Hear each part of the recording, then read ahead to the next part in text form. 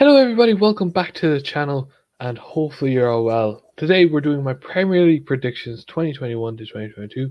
Apologies on the mic, lads. It is not perfect, but bear with us. Bear with us. So, like I said, we will go through who do I think will win, who do I think will come top four, relegated, all that, and I maybe might even chuck in three teams from the Championship who could potentially come up to the Premier League next season. So, like I said, it could be two different predictions. You never know that. So anyway, so what I'm going to be doing, lads, is before I get into the predictions, I'm just going to look into every team in the Premier League, the 20 teams, and look at the transfer business before this season. Because, like I said, as you know, obviously, the transfer window it closes at the end of this month, as I believe.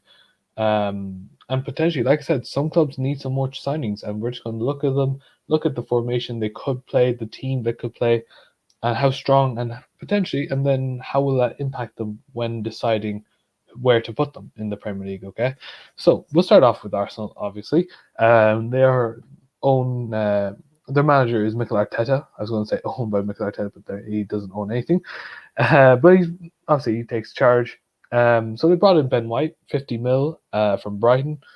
Okay, they brought Nuno Tavares from Benfica from an undisclosed fee, and Albert Sambi Lokonga from Anderlecht for 15 mil. So, like I said, it's pretty good. I mean, for the most part, because like I said, Arsenal do need some talented players, especially young players, just to keep going with this rebuild of this club. Ben White, especially 50 mil. I mean, there could have been better choices, but I mean, what's done is done. He is better than David Luiz. We can definitely say that for a fact. And him and Gabriel potentially next season would be a very strong side. Very, very, very strong defense.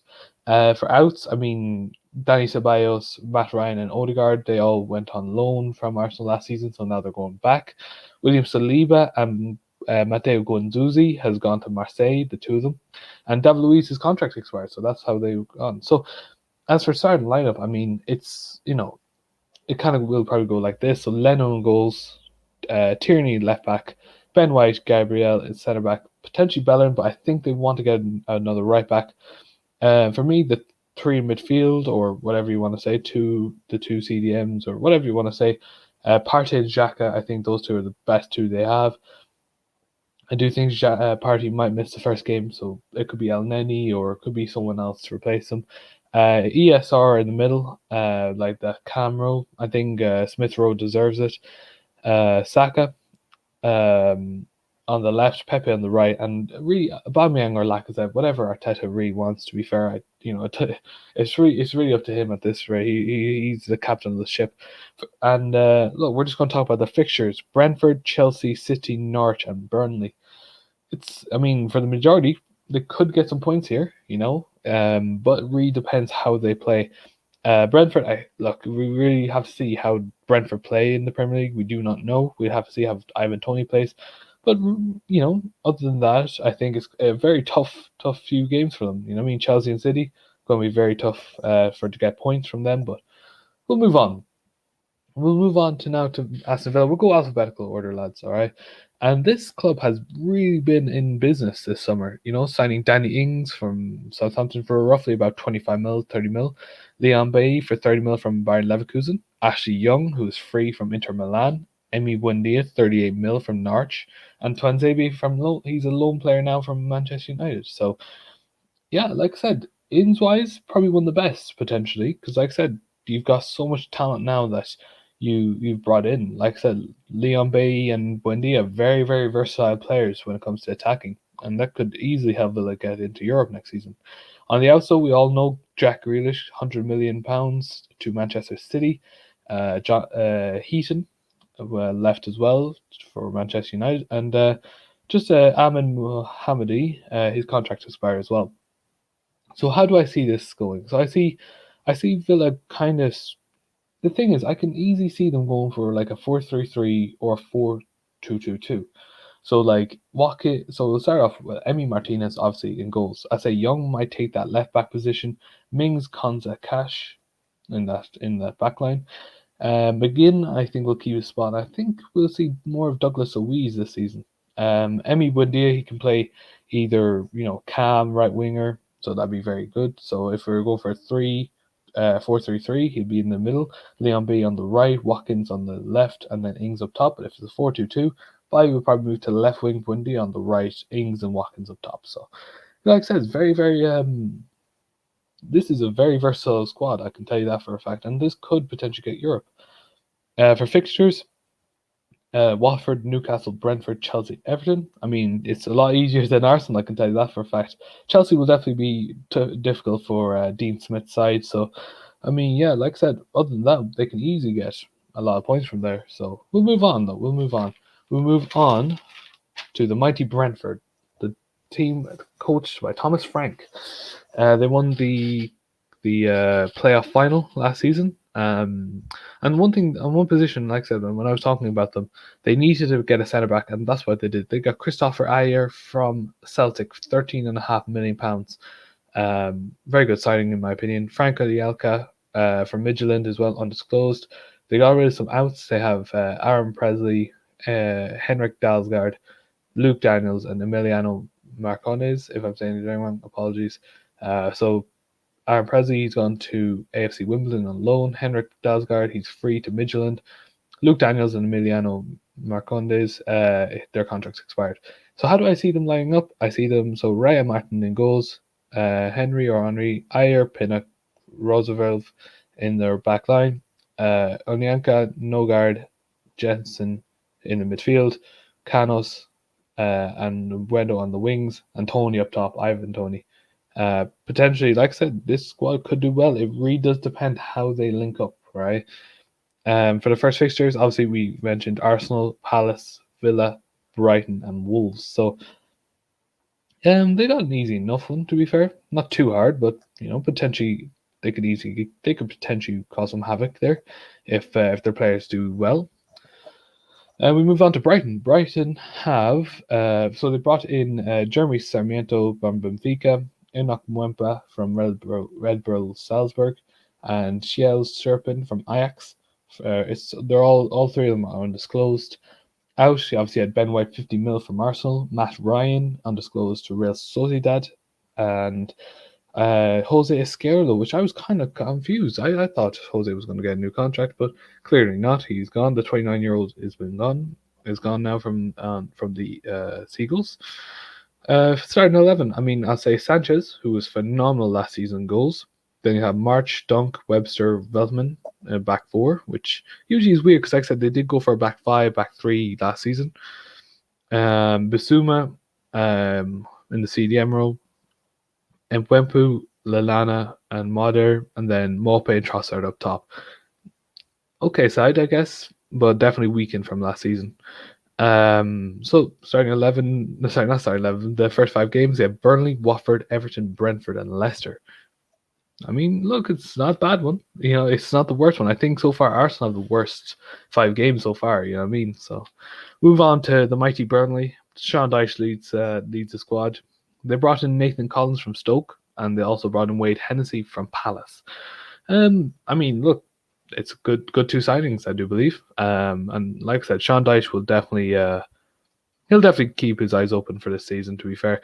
Robbie Brady, sadly, his contract expired, and they got rid of Ben Gibson to Norwich for free. So that's like I said, I'm doing the main ones when it comes to transfers. I know there's obviously loan players and some other players who got released. I can't really write them all down, lads. You know what I mean? So I'm only going for the main people who've been let go, or So how do I think they'll start? Well, Pope will probably take in goals. If he's injured, I think he is. Obviously, he missed the Euros. I think Hennessy might start.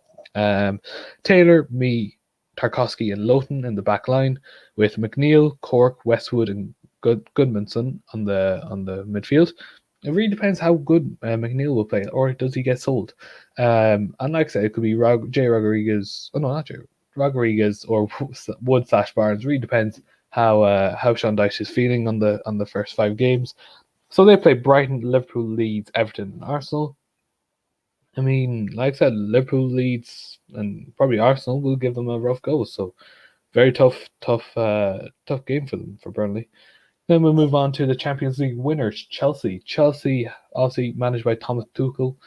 They, like I said, I'm kind of just doing this based on like I said, Romelu Lukaku's now signed. He's not signed yet, but like I said, the agree has been a feat, so you know what I mean. I think it's roughly about £100 million. Very good signing. And they also got Marcus Bettinelli from Fulham for free. So out, they got rid of Tomori, 25 million to AC Milan.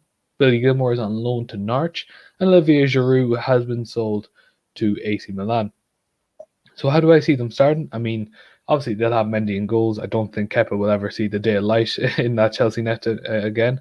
They'll probably have Rudiger, Thiago Silva, and Azpilicueta in their back three. Chilwell, Kante, Jorginho, James. There you go. Mount, Havertz, and Romelu Lukaku next season. Very strong side and title contenders for sure. You can't deny that. Palace, Arsenal, Liverpool, Aston Villa, and Spurs. Like I said, not an easy run of games for Chelsea so far. Obviously, they'll start off very strong with Palace, I do believe, but other than that, it's going to be a very, very few tough games for them. So yeah, look, we'll move on to the next club, which is obviously Crystal Palace. They are managed by Patrick Vieira, new manager. Obviously, Roy Hodgson, he left last season. Excuse me. So who did they bring in? Well, they brought in Michael Olise from Reading, an absolute baller. All right, Mark Guedes from Chelsea, and Gochu Anderson from Lyon. So who they get rid of? Well, this is a very weird one because they got rid of a load of players from from the contracts. So Cahill, Dan, Van Aanholt, Sacco, Hennessy, McCarthy, and Townsend. Obviously, I said Hennessy was that go for free, but like I said the contract was not there for him. So yeah, I mean, look, that's a load of players, a load of talented players to keep you up. Will they stay up? We'll wait and see, shall we? How do I see them starting? Well, Guacia will keep his place in goals. Mitchell, Mark Guehi, Tompkins, Klein in the back line. Schlupp, Rydwall, apologies, MacArthur, and then up top, Zaha Benteke and Jordan Ayew. Obviously, you look at Eze, who got injured last season. He'll be back in January. So something to look forward to if you're a Villa fan, if you're a Palace fan. Now the starting games: Chelsea, Brentford, West Ham, Tottenham, and Liverpool. Very, very tough 5 games to start off. Like I said, brace for impact, guys. Brace for impact. We move on to Everton. They are now managed by Rafa Benitez. Very, very quiet transfer window, really, to be fair. Andres Townsend for free. Asmir Begovic from Bournemouth for free. And Damari Gray, 1.5 million from Bayern Leverkusen. Out. I mean, they got rid of Theo Walcott, Southampton for free. Bernard to Shanghai FC. And Josh King and Yannick Bolasie for contracts. Like I said, they're both all broke on from their contract. How do I see them line up? Well, Pickford in goals, Digne, Keane, Godfrey, and Coleman. Doucouré, Allen, Rodriguez, Gray on the left, Townsend on the right, and Dominic Calvert-Lewin up top. And how do their first few games look? Well, they have Southampton, Leeds, Brighton, Burnley, and Aston Villa. Quite easy, but like I said, could fear some challenges if the team is not good enough to get the goals in the net. You know what I mean? We'll move on to Leeds. So they are managed by obviously the legendary Marcelo Bielsa. They brought in Jack Harrison from City. They brought in Junior Firpo from Barcelona for about 13 million, and Lewis Bate, a youngster from Chelsea. So, what else is new? A youngster leaving Chelsea? Never. Out, the main one I really saw was Kiko Casilla from to Elche for a loan. Really, like I said, Melzier will probably keep his place in goals. So I think, like I said, Bielsa has a load of praise on the little kid. So fair play to him. So how do I see them going? I see them with Melzier, Firpo, Sturrock, if I'm saying his name right, Diego Llorente, Ayling, Phillips in the midfield, Harrison, Dallas, Rodrigo, Rafinha, Bamford. That is a very strong side compared to last season. They'll do well, I think. And then they're starting their first 5 games: Manchester United, Everton, Burnley, Liverpool, and Newcastle. It's looking good. I mean, like I said, I don't think they'll beat United in the starting game. Obviously, I'm a United fan. Everton could be a controversial one. Liverpool, like I said, lads, you never know how the season will go. We'll move on to Leicester City, the winners of the FA Cup and also the Community Shield at time of recording. Like I said, this is on a Monday, lads. So Inns, they brought in Patson Daka from Salzburg for about 23 million. Bakure Sunarme, sorry, apologies for the name. Lille for 17 million, and Ryan Bertrand for free from Southampton. They also need to get a centre back because at the time of recording, Wesley Fofana is injured and more than likely will be out for a long, long time. So outs, the main two, Wes Morgan is retired. He retired last season, and Christian Fuchs is gone from a contract expired. So, I mean, could we'll see how it goes. But how do I see them lining up? So they'll take on Wolverhampton Wanderers first. So Schmeichel in goals, Bertrand on the left, possibly even Thomas if he comes back. Soyuncu, and the thing is, we don't know if they're going. They need another centre back because the thing is, Johnny Evans is not 100% yet. He's about 50% right now. So I can easily see, they might put in Didi back there, go back to a back three with Bertrand, Soyuncu, and next right back with Ricardo Pereira. Tsunami and Tielemans with Iose Perez, Madison, Barnes, and Vardy up top. They'll put probably Iheanacho on the bench and probably bring him on in the 89th minute or something like that. Anyway, moving swiftly on, we'll move on to Liverpool. The games that Leicester play. Apologies, Leicester fans. They play Wolves, West Ham, Norwich City, and Brighton. I mean, that's not bad. I mean, realistically, I think City is going to be the hardest one, even though they bet them. Bet the B team, sorry. Then you got West Ham, potentially could cause problems if they sign more players. You never know. We'll move on to Liverpool. Liverpool, obviously, Jurgen Klopp is the manager. Ins is Ibrahim Konate from Leipzig, £36 million out. Gino Wijnaldum to PSG for free. Harry Wilson, Fulham, £12 million. How do I see them lining up? Well, I do believe, if I'm not wrong, Robertson did get an injury in their latest fixture. So, like I said, he might be ruled out, sadly. And like I said, all prayers to Andy Robertson. Hopefully, it's not a bad injury, and hopefully, he comes back. Hopefully, he comes back as soon as possible. But I'd say it'll start with Alisson, probably to Shittaz. No, that's never mind. The left back. They're probably, and I don't think that they might go for Van Dijk and maybe Konate or Matip, because I don't think Joe Gomez is ready to come back, and I don't personally think either three will probably start. I'd say Matip might start with Van Dijk, but we do not know. Alexander Arnold on the right, Milner, Fabinho, and Thiago Alcantara. Then you have Sadio Mane, Firmino, and Salah. Like I said, I think this squad is going to be weakened, especially on that left-hand side without Robertson. And like I said, my prayers are with him. Hopefully, he gets to him, mate. Like I said, and like I said, I do like Robertson as a player because he's a unit. You know what I mean?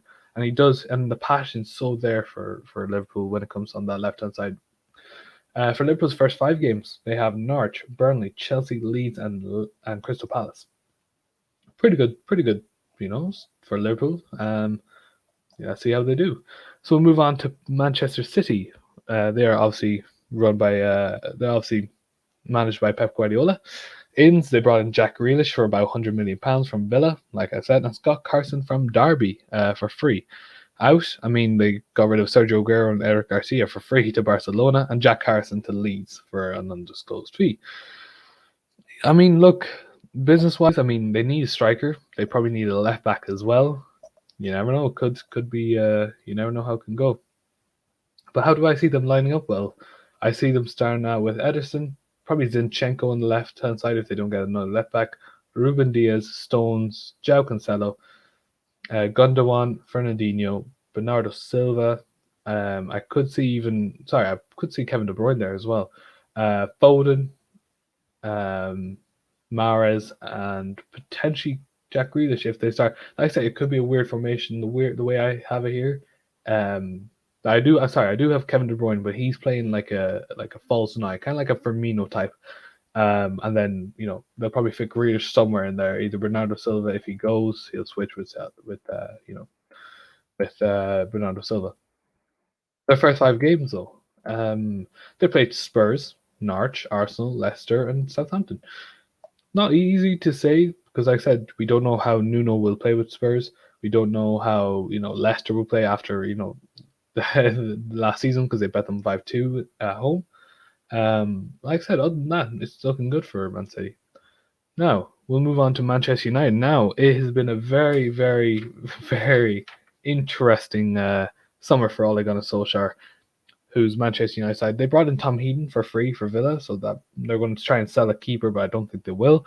Jadon Sancho for £73 million from Dortmund. And then Rafael Varane potentially for about 50 million, roughly, from Real Madrid.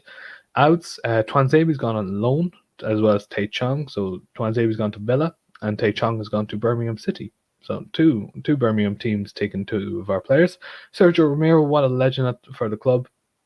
One of the best backup keepers, for the last 10 years, I believe. His contract expired with the club.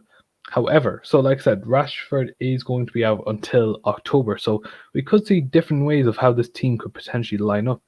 I'd say the best lineup for me, I would say David De Gea, Aaron Wan-Bissaka, Varane, Maguire, Shaw. At CDM, I personally think they could play Donny there. It could work. Donny, Pogba, Bruno, and then on the left, it could be either Greenwood, it could be Martial. Like I said, I don't know, but I've gone for Martial on the left, Sancho on the right, and Edson Cavani up top. I do think Greenwood will be playing that striker role with Cavani, but I do think Cavani right now is, I wouldn't say better, but I would say more experienced to play that role. Plus, we are playing Leeds, so like I said, a player like Cavani with his movement is going to be crucial. So who do they play? They play Leeds, Southampton, Wolves, Newcastle, West Ham. Potentially probably the best five out of the whole Premier League. For first 5 games. Very nice for Manchester United. We'll move on to Newcastle then. Newcastle, they've Steve Bruce. They signed Joseph Willock today. 25 million from Arsenal. I think it's an absolute bargain of a deal, man.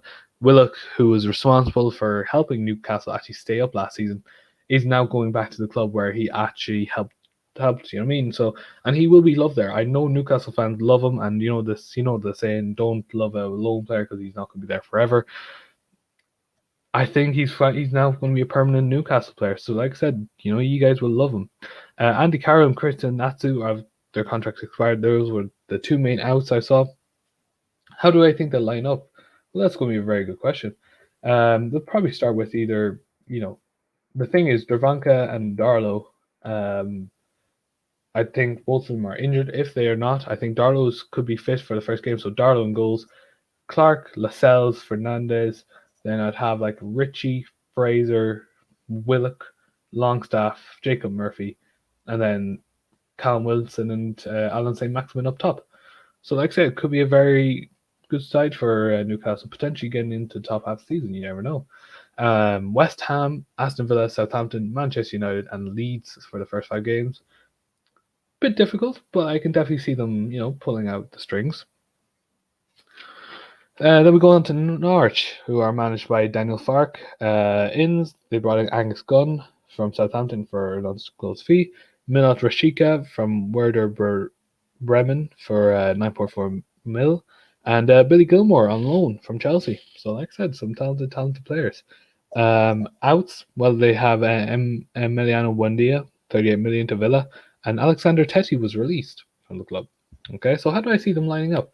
Well, I see them Krul, Giannulis on the left back, Hanley, Gibson, Aarons, Rupp, Gilmore. And then Cantwell, Les Malou, Rashica, and Pookie up top. Like I said, it's like I said, when you take out a talent like Buendia, it's going to be really hard for you to adjust. But I think the signs like Gilmore and Rashica, I think will definitely help them out for sure. So who did they play the first 5 games? Well, they played Liverpool, Man City, Leicester, Arsenal, and Watford. Possibly one of the hardest. I'd say the first 4 games are probably the hardest run for any club in the Premier League so far. And you do feel for Daniel Farke because he will have a tough scenario to sort out. But I do have full faith in him. Southampton have Ralph Hasenhüttl in charge. Obviously, the Inns, they brought in Theo Walcott for free. 3 others as well, but they're not too major. Out, Ings going to Aston Villa. We don't know the fee, probably about 30 million, I'd say. Bertrand to Leicester. So, like I said, there you go. Southampton, how do they line up? Ndundulu is out. Smallbone is out. Doubts. Ward-Prowse is a doubt now, and I think that could be something bad for this season. If he's not playing, I think there could be problems. So I'd say Forrester in goals, Parad, Vastegard, Bednarek, Walker Peters. Then kind of like a 4-2-2 scenario. Armstrong and Romeu. Then you have Walcott and Redmond, Adams and Tella. Yeah. But how are the first 5 games? Well, you ask. They play Everton, Manchester United, Newcastle, West Ham, and Man City. Not the easiest, but not the hardest. They can definitely try and rack up some points, but we'll have to see how it goes. We'll move on to Spurs. Spurs now with the new manager. Obviously, Jose Mourinho was sacked. They brought in the new manager. Now, the new manager here is now Nuno Espirito Santo, the former Wolves boss. They brought in Christian Romero from Atlanta, 47 mil. Pierluigi Golini from Atlanta on loan, which I don't know why they did that, but okay. And Brian Gill from Seville, 21.6 plus Eric Lamela. Out you have Gazaniga, whose contract was expired. Danny Rose to Watford, and Joe Hart, the legendary Joe Hart to Celtic, who will do bits in the SPFL. So how do I think they'll line up? I mean, Lloris, Reguilon, Dyer, Diego Sanchez, Doherty, Ali, Hoiberg, Ndombele, Bergwijn, Son, and Lucas Moura. If Kane leaves, I think that's how they're going to be. If not, take out Lucas Moura, put Bergwijn on the right, Son on the left, Kane striker, but we'll see how it goes. I do think Kane should leave Spurs if he wants to win a bit of trophies this season. And how did they start out? Well, they started with Manchester City. They go on to Wolves, Watford, Crystal Palace, and Chelsea. So, like I said, not the easiest, but it's definitely easier than most teams.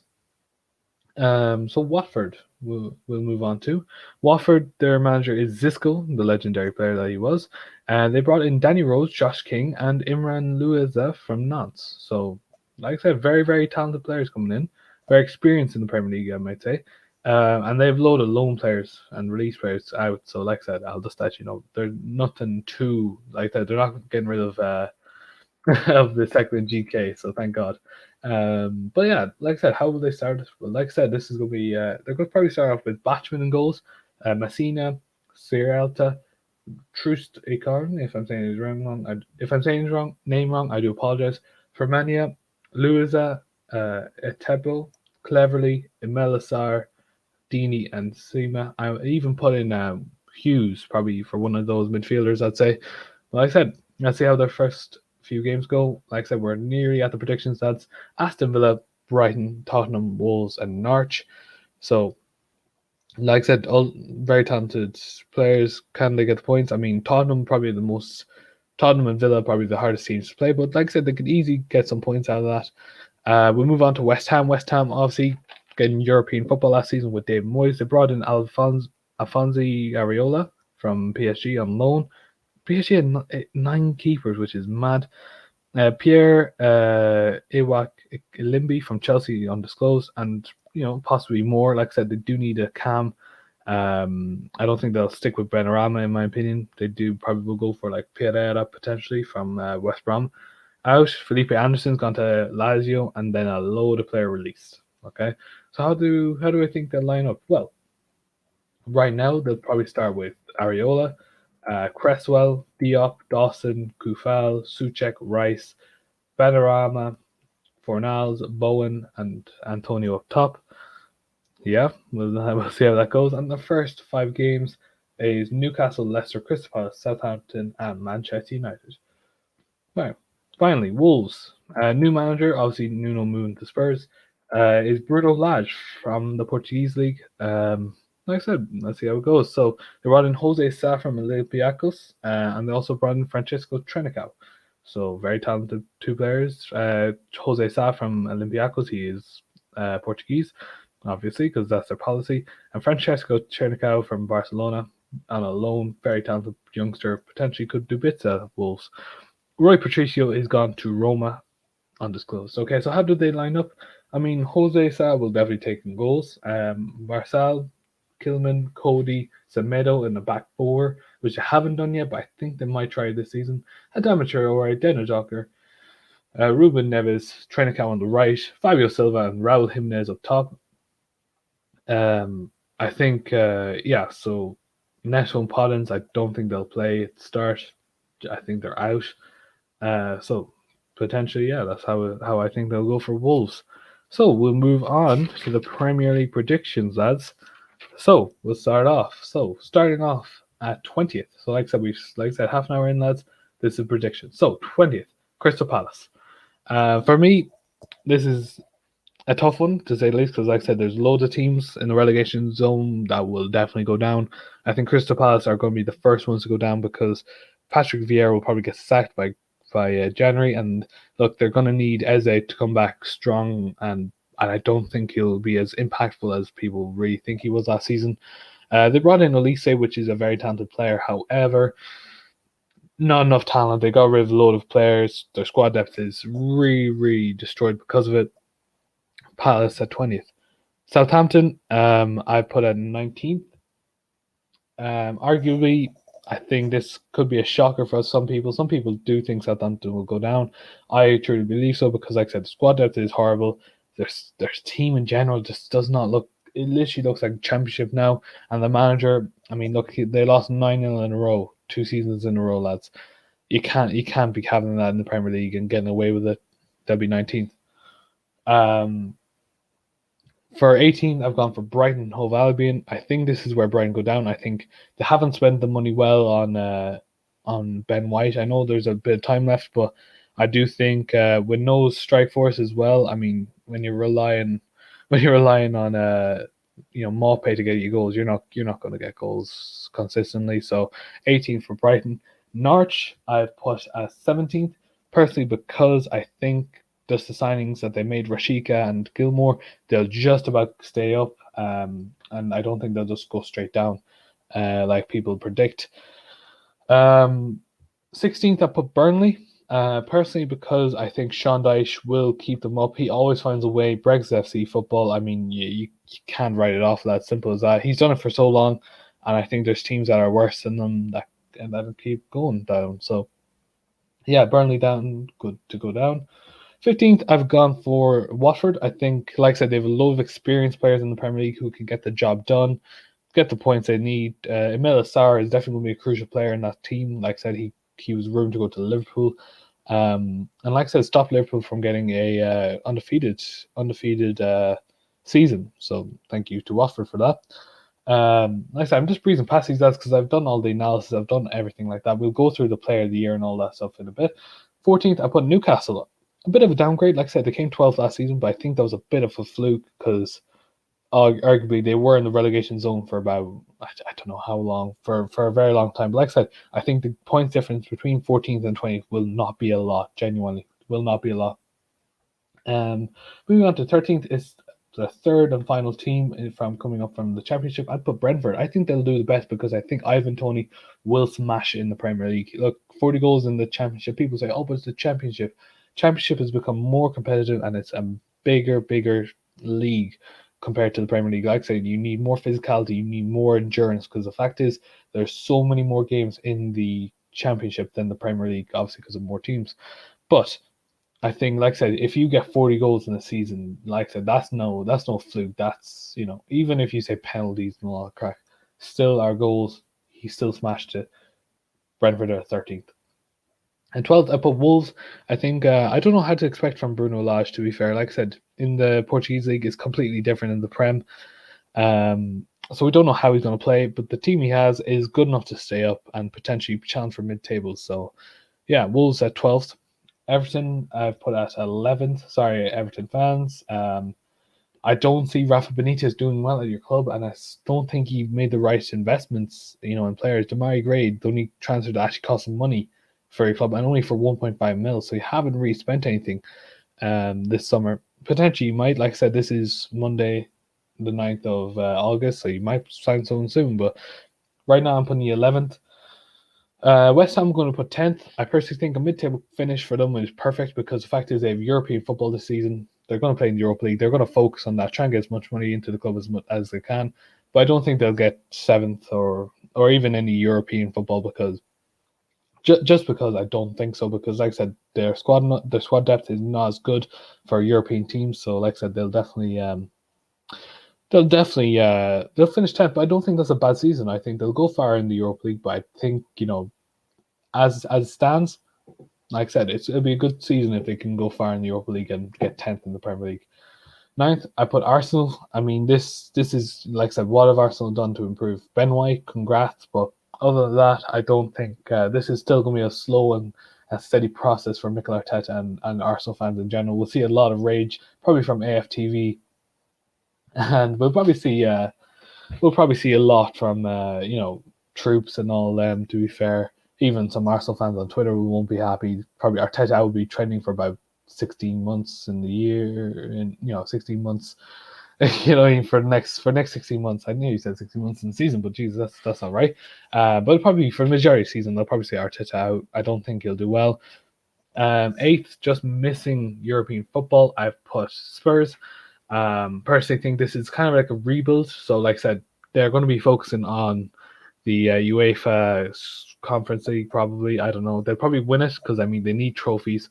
Kane needs trophies, so this is his best chance. You're going to be playing teams who realistically would never get Europe in their lives, but now they have it. So, like I said, good luck trying to beat some farmers at the back arse of nowhere, lads. And it really depends if Harry Kane stays, though. Okay, I'm going to say if he does, eighth is where they're going to get. Okay, because I do think they'll be haunted with injuries this season. Seventh, I put Leeds. Leeds. Marcelo Bielsa. It's the second season. I think this is the second season that they're in the Prem. They came ninth last season, which I think a load of people were surprised, like the Irish guy from HITC Sport, where he got a tattoo on his foot of Patrick Bamford. Patrick Bamford getting the piano with the violin. Sorry. Seventh for them. They'll get Europa Conference League. They'll probably win that next year, maybe. I don't know. Like I said, Marcelo Bielsa, and like I said, with the talent of Harrison coming in. Like I said, he made some madness last season. So, like I said, it could be going well for them. Their attacking lineup of Bamford, Harrison, Rafinha, Rodrigo, and who's the other book? It's someone else, right? Definitely, and Dallas. Sorry, Stuart Dallas. I think definitely can challenge for European spots. For sixth, I've put Aston Villa. Really, no shock here. I think Aston Villa probably one of the best in the transfer window so far. They sold Jack Grealish, but they brought in 3 talented players to try and not be reliable to one certain player. Because if you you can't be reliable to Jack Grealish for like so many years. Because like I said, when they take him out, it's not a good season for you. So like I said, they got more squad depth out of one player. So very, very good for them. And sixth for them, they get Europa League football. Fifth, this is controversial, but I'm going to say Liverpool. I don't think this squad, like I said, when you talk about squad depth, right, and injuries, like I said, Andy Robertson got injured there. Van Dijk has just come back from 1 year injury, right? Joe Gomez come back from 1 year injury. They don't have a midfielder to replace Gini Wijnaldum. They still have the front three of Sadio Mane, Firmino, and Salah. Arguably, Salah is probably the one that carried them last season. I don't know. I can't see Liverpool again. I think this is where Klopp leaves. I think he's sick of the board. They haven't helped him out a single bit. They only got him Konate so far in this transfer window. I think this is where we see the end of Klopp at Liverpool and potentially the new rebuild next season for Liverpool. Fourth, I have put Leicester. I think Leicester, this is the year they prove everyone wrong. They brought in some talented signings who could potentially do more. They need to bring in more signings. Like I said, they are very talented clubs when it comes to signings and selling on. You never know. They could sell maybe a few more players and we'll see how it goes. For me, Leicester could do well. They genuinely can. Third, I put Manchester City. I don't know. Look, I don't think Pep Guardiola is going to get it done this year. I know they brought in Jack Grealish, but I see them, just coming third. They still need a striker and a left back, but like I said, arguably they're the best squad depth in the league and potentially could do madness. Like I said, you never know. Like I said, I do genuinely think, right, from 20th to 14th, so from Palace to Newcastle will be tight. From 13th to, I'd say, 10th, I'd say would be tight. 6th to 9th would be tight. And then 1st to 5th would be tight. So like I said, do bear in mind, lads, I do not think, one team will landslide any team this season. There won't be. There'll be a one. And I personally think from the top 5 teams, this will probably be one of the greatest title races of all time in the Premier League, personally, because like I said, the talent's there. and you could have a good old race here. In second, now I've gone Chelsea. Now I'll explain why, and I'll explain why I chose the winners, and I'll tell you why. Chelsea, I mean, arguably they won the Champions League. I think this is the season where they want to win the Premier League again. They brought in Romelu Lukaku, who arguably was their missing piece because, like I said, they needed a striker. Like I said, Timo Werner didn't work out, and I feel sorry for him because, like I said, they're not going to give him that chance again, I don't think. Havertz, he's improved.